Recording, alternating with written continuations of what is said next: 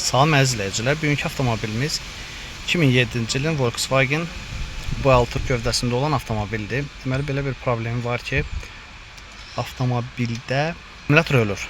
Yəni 2-3 gün saxlayandan sonra akkumulyator ölür, avtomobil öz akkumulyatorundan işə düşmür. İndi biz bir baxacağıq ki, problem nədədir və nədən qaynaqlanır. Avtomobil yuxu rejiminə artıq keçibdir.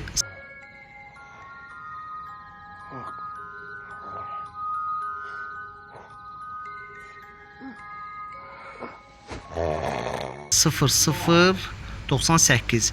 Bu normadan artıqdır. Ona görə də 3 gündən sonra avtomobil öz akkumulyatorundan işə düşmür. Məcburi qıraqdan boost verirlər. Ondan sonra işə düşür. Biz araşdırdıq ki, avtomobildə Android monitoru qoşulubdur. İndi baxaq görək problem nədədir. Əziz izləyicilər, avtomobilimizi kompüterə salmışıq. İndi xəta kodlarını oxuyaq. Bizə burada gözə çarpan bir dənə xəta kodu var. Infotainment data bus in single wire. Bu nə deməkdir? Bu kan xəttində problem var. Radioda bir də infotainment, yəni əyləncə, belə deyək, kan xəttində problem var. 2 buruq xəttlə gedən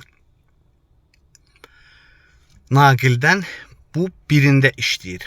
İndi kan xəttini də yoxlayacaq həmənki monitorun arxasında. Kan dekoderda, yəni bu burada kan dekoderdir. Bu nə işə yarayır? Avtomobilin yatması üçün bu mütləq lazımdır. Yəni bu avtomobil fiziki olaraq bu zamokdan plus 5 volt, 12 voltu daha doğrusu götürmür. Yatızdırmaq üçün bu qurğu lazımdır. Bu kan xətti ilə işləyir. Kan xətti burada sönəndən sonra o 5 voltu maqnitofonu söndürür. İndi hal-hazırda kan xəttinin birində problem var. İndi yoxlayaq görə bu dekoderin özündədir problem, yoxsa kan xəttinin özündədir? Mən özüm Tarix Nadir kitabını yarısına qədər oxumuşam, amma sənin dediyin gibi anlamıram. İndi bizdə kan xətti bu avtomobildə bu yaşıldır. Bir də bu ağdır. İndi yaşla qoşuruq. Yaşla qoşuruq. Asıl qrufu göstər. Bizdə kan xətti var. İndi bu ağa qoşuruq. Bizdə kan xətti yoxdur. İndi biz yoxlayacaq. Problem bu dekoderin özündədir, yoxsa kan xəttinin özündədir. Ona görə də biz bunu ayırırıq. Ayırandan sonra bir daha da bunu qoşuruq. Kan xəttimiz var. Deməli, bizdə problem ilk öncə dekoderin özündədir. Bu dekoderdadır. Bunu ilk öncə yoxlamaq lazımdır. Bu problem monitordan gəlibdir, yoxsa dekoderin özündədir. İndi monitordan da əsas burada ştekeri ayıracaq və dekoderi salacaq ki, görək monitor buna problem yaradır, yoxsa özündədir problem. Bir də qeyd edeyim ki, bu əməlli başda qızıbdır. Yəni, bu belə möhkəm qızmamalıdır, yəni qoşan kimi.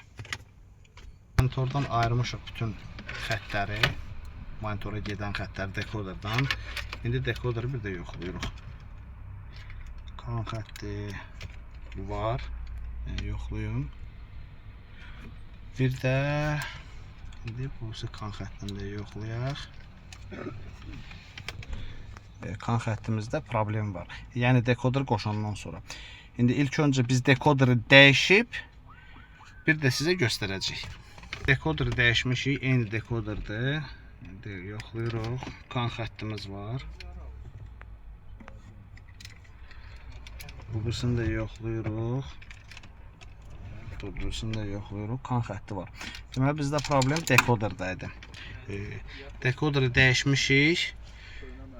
Avtomobil də işləyir. İndi hal-hazırda da xəta kodunu da göstərəcəyik. Bir dəqiqə. Xəta kodunu da siləcəyik. Gəlmir. Amma o birisi köhnə dekoderlə dərhal gəlirdi. Sonra da sizə göstərəcəyik ki, avtomobildə itki nə qədərdir. Avtomobildə axıntı 0014. Yəni bu tam normalara uyğundur. Avtomobildə problem kan dekoderdədir. Diqqətiniz üçün təşəkkürlər.